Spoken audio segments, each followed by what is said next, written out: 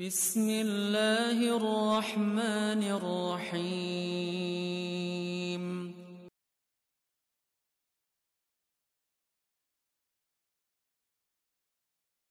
Assalamualaikum. Jangan lupa like, comment, and subscribe. Bye. Bismillahirrahmanirrahim. Assalamualaikum warahmatullahi wabarakatuh. Alhamdulillahi rabbil alamin. Wassalatu wassalamu ala asyrafil anbiya'i wal mursalin wa ala alihi wa ashabihi ajma'in. Raditu billahi rabba wa bil islami dina wa bi Muhammadin nabiyya wa rasulah. Rabbi shrah li sadri wa yassir li amri wahlul 'uqdatam min lisani yafqahu qawli.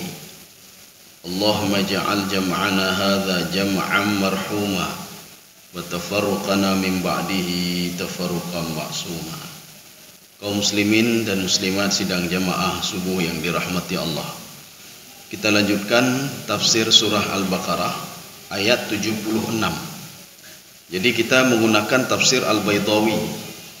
Pada pertemuan yang lalu kita sudah membaca awal awal ayat 76 yang menceritakan tidak hanya kepada Bani Israel tetapi juga kepada sifat Bani Israel yang munafik. Sebagian penafsir mengatakan awal ayat 76 ini itu ditujukan untuk Abdullah bin Ubay bin Salul serta pengikut-pengikutnya. Dari mana kita tahu? Karena ada waw di sini. Wa idza laqul ladzina amanu laqu, itu ada waw di situ. Itu artinya bukan satu orang, tetapi sekelompok. Jadi makanya ketika sekelompok itu dia berjumpa denganmu, kata Allah, mereka mengatakan kami beriman. Apa maksud beriman di sini? Beriman kalau di dalam kitab Taurat anna nabiyakum maujudun fit Taurat. Nabi Muhammad itu kami yakin ada di dalam Taurat, itu masuk beriman. Ya, jadi bukan mereka beriman dan masuk Islam, tidak. Artinya mereka beriman, mereka yakin kalau nama Nabi Muhammad ada di dalam Taurat. Berita tentang lahirnya Nabi Muhammad sebagai nabi terakhir itu ada di dalam Taurat.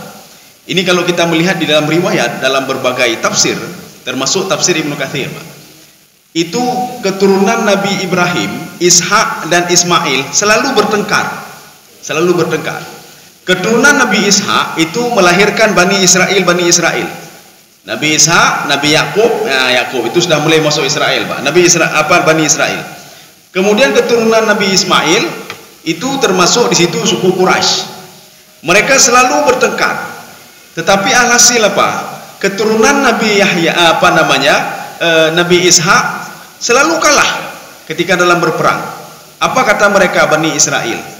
Kami yakin nanti akan datang nabi terakhir yang akan mengalahkan kalian. Rupanya kan betul.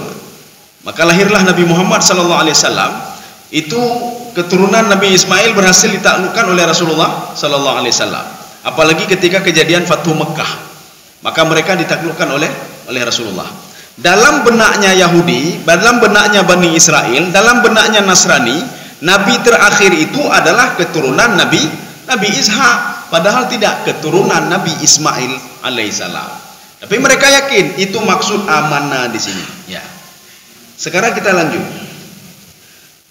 A'udzubillahi minasyaitonirrajim. Bismillahirrahmanirrahim. Wa idza khala ba'dhum ila ba'din qalu atuhadditsunahum bima fatahallahu alaikum. Ya, segitu saja dulu. Ya, coba dibaca.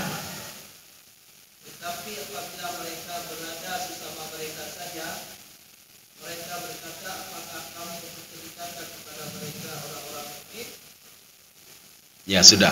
Kalau mereka ketemu dengan sama-sama mereka, ini dalam terjemahannya, mereka akan berdialog satu sama lainnya. Kenapa kalian ceritakan isi Taurat kepada mereka? Nah ini. Sekarang kita merujuk ke dalam makna khala di sini. Wa idza khala, kita sudah pernah membedakan sebelum khala ada idza di situ. Apa beda idza? Apa bedanya dengan id? Ya. Nanti ada di Al-Quran idzin tabadat. Idzin tabadat itu maknanya apa? Idza intabadat. Idza juga. Jadi kalau diketemukan dalam Al-Qur'an idzin tabadat itu maknanya idza intabadat, itu idza. Maka di Al-Qur'an itu ada idza, ada id. Bedanya idza itu masa depan, id itu apa? Cerita masa lalu. Ini menceritakan tentang masa depan Bani Israel. Masa depan Bani Israel nanti suatu saat kata Allah, kalau kita ini kan dengan Nabi itu ketika mereka akan ketemu dengan teman-temannya. Kalau kita tafsirkan kekinian, mereka nanti suatu saat akan ketemu dengan teman-temannya. Ya, kapan? Pokoknya kapan saja sebelum terjadi kiamat. Itu makna idza. Ya. Khala ini pernah Maryam mengatakan begini. Fa idza khalautu, kata Maryam. Ini ada di dalam tafsir Ibnu Katsir. Ketika Maryam mengandung Nabi Isa alaihissalam. Apa kata Maryam? Falamma khalautu sabbaha lillahi.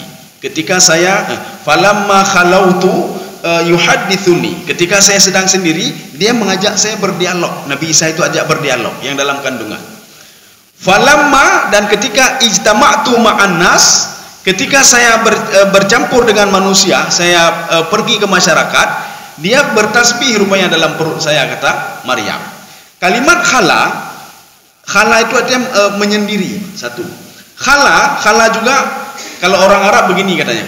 Khalihu, biarkan dia menyendiri, biarkan dia pergi. Itu makna khala. Khala juga artinya kosong. Ya, khala itu kosong. Khala ini artinya apa? Zahaba, dia pergi. Pergi, bergabung dan berkumpul. Tidak lagi bersama orang mukmin. Itu khala namanya. Ketika seseorang itu munafik tadi, Abdullah bin Ubay bin Salul, dia bergabung dengan kelompoknya. Ya, apa yang mereka lakukan? Qalu atuhaddithunahum. Ini istifham. Jadi istifham untuk taubih. Begitu jeleknya kalian. Ya, jadi bukan artinya apakah, kenapa, tidak. Jadi makna hamzah di situ, begitu jeleknya kalian. Kenapa mau ceritakan isi Taurat kalau Muhammad ada di dalam Taurat? Itu kan bukan aib saja. Ya, ini Pak. Atuhaditsunahum bima fatahallahu alaikum. Jadi makna bima fatahallahu alaikum itulah Taurat. Kenapa Taurat dikatakan fatahallahu alaikum? Karena pada suatu hari Bani Israel minta ke Nabi Musa alaihissalam, ya Musa, kalau bisa kita punya undang-undang, kita punya aturan. Ya, Pak. Jadi maka dari dulu sudah ada, harus dibuat aturan, kalau enggak kacau, Pak. Maka Nabi Musa alaihissalam diperintahkan oleh Allah untuk bermunajat selama 40 malam. Ketika itulah diturunkan Taurat. Tetapi Bani Israel kan cuma ngomong-ngomong saja nih, Pak. Supaya ada aturan. Padahal mereka sendiri melanggar aturan. Ketika kami perlu kitab, kami perlu aturan, kami perlu undang-undang. Ketika sampai undang-undang itu, Nabi Musa mengatakan ini undang-undangnya. Khudh biquwwah. Sekarang ambil undang-undang ini. Oh, kami tidak mau, sami'na wa asaina. Kami mendengar tapi kami tidak mau buat. Hukum rajam itu berat sekali, potong tangan berat sekali, menyembah Allah itu berat sekali, berpuasa itu berat sekali, bayar zakat itu berat sekali. Maka mereka mengatakan sami'na wa asaina. Jadi cuma ngomong saja, mana undang-undang kami. Ini namanya bima fatahallah. Jadi bima fatahallah di sini adalah Taurat. Jadi dalam Taurat itu, ini yang baca Taurat saja seperti ini, apalagi yang tidak baca Taurat. Yang baca Taurat dia berani mengelabui orang lain, apalagi yang tidak pernah baca Taurat. Yang baca Al-Quran saja berani mengelabui orang lain, apalagi yang tidak pernah baca Quran. Yang Quran kan dibaca, ya, Pak. Ketika ditanya bagaimana dalam Al-Quran, Al-Quran menceritakan tentang ini, ketemu ya, Pak. Jadi kepegah lagi, Pak. Dia ngomong terus, entah apa dia ngomong. Seperti yang ngomong apa? Tidak ada kewajiban sholat di dalam Al-Quran. Maknanya apa? Dia tidak pernah baca Quran. Tidak ada kejadian-kejadian dalam Al-Quran. Maknanya dia tidak pernah baca Quran. Dia cuma ngomong saja. Artinya yang tahu Quran saja ngomongnya macam-macam. Apalagi yang tidak tahu Al-Quran. Ya, ini makna bima fatahallahu alaikum. Jadi makanya Taurat itu sebuah pembuka akal dan hati, Pak. Ya, ini, Pak. Ini fatahah ini membuka akal dan hati. Maknanya Taurat itu menjadi sarana petunjuk. Ketika seorang minta petunjuk kepada Allah, diberikan sarananya. Ini sarananya ini ya. Kita ingin pergi ke Medan, diberikan sarananya apa? Jalannya bagus, jalan tol. Jalanlah di sini. Itulah namanya syariat. Jadi syari itu adalah jalan lempang. Kita begitu juga, ya Allah berikan petunjuk. Nyo Quran. Quran sebagai jalan tolnya. Coba. Hae long Quran. Hae kakek, Pak. Cari susahnya, Pak. Susahnya bagaimana? Dia cari jalan-jalan kampung. Alih pajan pro Medan ya, Pak. Sudah diberikan jalan tol, sudah diberikan kemudahan, tapi dia tidak mau. Dia ingin cari yang susah-susah nih. Kami tak susah namanya. Ya, cari susah. Dalam Al-Quran sudah ini rukhsah begini, ini begini. Dia cari susah lagi. Bagaimana nanti kalau seperti ini? Bagaimana cari susah? Kalau padahal kan mudah sekali, Pak. Islam itu yusrun. Yusrun itu mudah. Dalam perjalanan salat tak boleh tinggal, dimudahkan oleh Allah Subhanahu wa taala. Tidak ada air, dimudahkan oleh Allah dengan tayamum. Ada luka-luka, dimudahkan nanti bagaimana cara berwudu orang luka-luka. Inilah salah satu doa Rasulullah ketika Mi'raj. Kan ada 3. Salah satunya apa? Rabbana wala tuhammilna ma la taqata lana bi. Ya Allah, jangan bebankan kami seperti kaum terdahulu. Ada apa dengan kaum terdahulu? Mereka kalau kena najis di bajunya, itu bajunya dipotong, ibah. Kena najis di karpet, karpet payah koh bah. Nanti belum go, karpet payah bah, Mbak. Ya, Mbak. Di masjid kena pun najis, payah koh keramik. Nanti belum go, payah panco masjid, Mbak. Maka Rasulullah minta kepada Allah, Rabbana wala tuhammilna ma la taqata lana bi. Jangan bebankan kami ya Allah. Akhirnya apa? Diberikan solusi. Kena najis, ada najis mukhaffafah, ada najis mutawassitah, ada najis mughallatah. Bagaimana cara bersihkan najisnya? Sudah diajarkan dalam Al-Quran.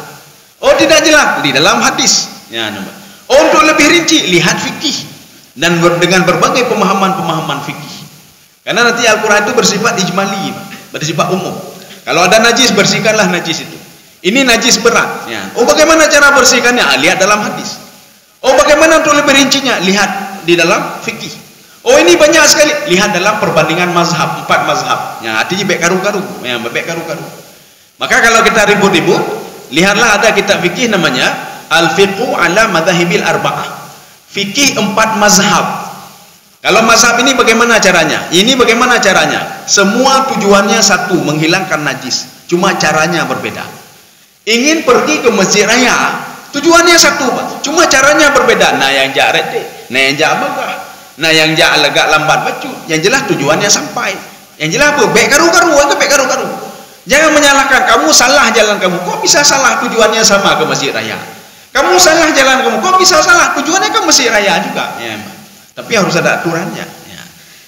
Kaum muslimin sedang jamaah yang dirahmati Allah. Ini makna bima fatahallahu alaikum. Al-Quran begitu juga. Al-Quran sebagai panduan. Makanya orang yang tidak mau dekat dengan Al-Quran rugi sekali. Sudah diberikan kemudahan jalan tol kaijo, nyo jalan tol, bu. Nak mau manfaatkan, nyo gratis jalan tol. Ya, nak mau kita manfaatkan. Kita ingin cari susah lagi, Pak. Cari susah, cari keno, cari gede. Jalannya aleh, pajan tro Medan. Menyolewat jalan tol kah bagah tro. Nyo jalan-jalan lepas dah jalan sesat lompat, sesat. Ketika sesat balik lagi tempat semula. Jalan lagi, sesat lagi, balik lagi. Ya, nampak. Artinya sudah diberikan kemudahan tapi tidak mau. Begitulah Bani Israel. Sudah diberikan kemudahan tapi tidak mau. Kalau kita merujuk ke dalam Al-Quran, sifat Bani Israel itu bahkan ada 3 kalau ditambah di sini, Pak.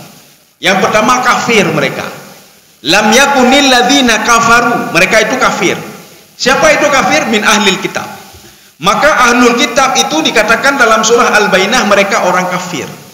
Kenapa kafir? Mana kafir itu apa? Menutup-nutupi.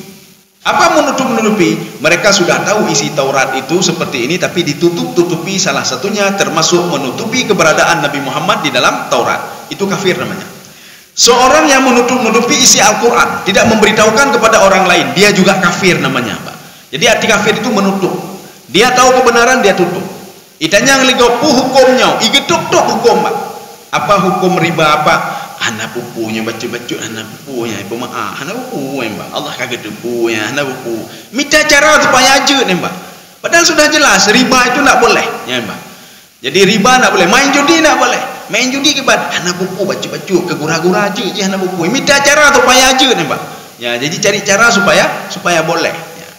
Kaum muslimin sedang jamaah yang dirahmati Allah Subhanahu wa taala. Artinya apa? Dia tahu isi Quran, tetapi dia menutup-nutupinya. Ini kalau kecuali orang memang tidak tahu Al-Quran sama sekali, ya hidup tepu, Pak. Nyokai tepu, Pak. Ya, maka dikatakan mereka kafir. 1. Yahudi dan Nasrani dikatakan musyrik. Kenapa? Karena Yahudi menjadikan Nabi Uzair sebagai Tuhan. Uzair anak Tuhan. Uzair ibnullah. Uzair itu anak Tuhan. Nasrani dikatakan musyrik, kenapa? Karena menjadikan Nabi Isa sebagai anak Tuhan juga. Dua. Yang ketiga, Bani Israel dikatakan munafik. Kenapa munafik? Salah satunya ada Abdullah bin Ubay bin Salul. Dia termasuk golongan Yahudi, kelompok Yahudi. Kenapa munafik? Ketika dia ketemu dengan Rasulullah, dia mengatakan kami percaya, kami beribadah. Ketika dia ketemu dengan kaumnya, apa kata dia? Itu Muhammad itu seperti ini, Muhammad seperti ini, kaumnya seperti ini. Maka tiga ada sama mereka. Ya, tiga ada. Sudah, sekarang kita lanjut. Hokanya. Liuhajukum bihi inda rabbikum. Ya, coba dibaca lagi. Supaya dengan demikian mereka dapat mengalahkan hujahmu di hadapan Tuhanmu. Ya. Tidakkah kamu mengerti? Ya, tidakkah kamu mengerti? Ini masih terjemahan. Supaya mereka berhujah nanti di depan Allah. Kalau di dalam Taurat itu ada Nabi Muhammad sallallahu alaihi wasallam. Apa maksudnya? Ini lam ta'lil namanya. Lam ta'lil artinya untuk apa? Kalau kalian buka itu sama seperti membuka aib sendiri. Artinya nanti ketika di padang mahsyar kalian tidak bisa berhujah di depan Allah. Ya Allah, saya tidak ikut Muhammad karena tidak tahu. Ya, Mbak. Itu kan bodoh kalian, kata ini sama-sama mereka. Jangan kasih tahu, nanti ketahuan di sana nanti. Kita tidak bisa berhujah lagi. Kalau kita katakan nanti kami tidak tahu tentang keberadaan Muhammad, di dalam Taurat kan sudah ada Muhammad. Artinya apa? Kita membuka aib saja depan mereka. Padahal kalau mereka beritahukan kepada orang beriman atau tidak mereka beritahukan pada orang beriman, Allah akan menuntut juga kepada mereka. Kenapa mereka tidak mau percaya kepada Taurat? Itu saja dulu, gak usah kepada Al-Quran, kepada Taurat saja. Kenapa mereka merubah isi Taurat? Kenapa mereka mengotak-atik Taurat? Itu saja dulu. Ya, tapi dalam benak mereka begini, nanti kalau kita meninggal, mereka bisa menuntut kita dan kita juga bisa dituntut oleh Allah. Gara-gara apa? Kita kasih tahu kepada mereka tentang keberadaan Nabi Muhammad di dalam Al-Quran. Tetapi Allah tidak perlu disebutkan, mereka tidak perlu menyebutkan, mereka simpan dan sama sekali tetap dimintai pertanggungjawaban oleh Allah. Kenapa tidak percaya kepada Taurat? Demikian pula kita umat Nabi Muhammad akan dimintai pertanggungjawaban kenapa tidak percaya kepada Al-Quran, kenapa tidak menjalankan apa yang ada dalam Al-Quran, kenapa tidak baca Al-Quran. Ya. Orang baca Quran saja ada dua model. Yang pertama menjadi syafaat, yang kedua Al-Quran melaknat dia. Bagaimana melaknat dia? Inilah kelompok yang mencari dunia dengan Al-Quran, seperti yang disabdakan oleh Rasulullah SAW, ya'kulu minhu, dia cari makan dengan Al-Quran. Kemudian ada kelompok kedua, dia membaca Al-Quran, qara Al-Quran wa ankara bihi, dia membaca Al-Quran dan memungkiri isi Al-Quran. Sedangkan yang dimuliakan oleh Allah adalah kelompok pertama, man qara Al-Quran wa amana bihi, dia baca Quran dan dia beriman apapun yang ada dalam Al-Quran, apakah diterima oleh akalnya atau tidak. Ya. Jadi makanya bukan berarti semua bisa diterima oleh akal. Akal manusia itu terbatas, ilmu Allah tidak terbatas. Makanya kalau anak kecil, dia ketika kita beritahukan sesuatu kadang-kadang nggak masuk akal. Kenapa? Akalnya masih terbatas. Tapi ketika dia dewasa, dia sudah bisa masuk akal ya. Oh ini rupanya, oh begini rupanya. Kita begitu juga ketika menyikapi Al-Quran. Ada sesuatu hal yang masuk akal, ada suatu hal yang tidak masuk akal, belum masuk akal lagi, tapi nanti suatu saat dia akan masuk akal. Makanya Allah katakan inna hadzal Qur'an yahdi lillati hiya aqwam. Al-Quran itu menjadi petunjuk bagi orang yang mau pakai akalnya, Pak, pakai otaknya. Dia pakai otak. Maka ketika dia pakai otaknya, dia akan diberikan petunjuk oleh Allah. Masalahnya dia punya otak tapi nak mau pakai otaknya, seperti Abu Lahab dan Abu Jahal. Abu Lahab, Abu Jahal dia tahu Al-Quran itu bukan tulisan Muhammad, dia tahu bukan tidak tahu. Mana buktinya? Setiap malam dia mendengar Nabi Muhammad membaca Al-Quran di sudut Ka'bah, Mbak, dia dengar, Mbak. Dia tahu, dia pintar. Abu Lahab, Abu Jahal dia pintar, Mbak. Kenapa pintar? Di dalam kitab Tarikh Adab Al-Arabi yang dikarang oleh Syauqi Dhaif, tidak ada rumah yang tidak ada penyair waktu itu, semua ada penyair. Artinya apa? Aib sekali kalau rumah tidak ada penyair. Membuat syair itu membutuhkan keahlian khusus, membutuhkan keahlian khusus. Ada namanya ilmu arud dan kafiyah. Bagaimana keserupaan wazannya, itu harus cerdas seseorang, dan harus memilih kalimat-kalimat yang bagus. Jadi makanya mereka semua penyair, ya, semua penyair. Maka Al-Quran diturunkan pada masa itu untuk mematahkan penyair-penyair itu. Diakui oleh Abu Lahab. Al-Quran itu luar biasa, bisa mematahkan syair yang mereka buat. Ya. Makanya kenapa tongkat Nabi Musa menjadi ular, kenapa tidak lain saja? Karena waktu itu yang masyhurnya apa? Sihir, penyihir. Fir'aun itu ada 7.000 penyihir kalau kita menyikapi di dalam tafsir Al-Baydawi. 7.000 penyihir. Artinya apa? Hidup mereka dalam sihir.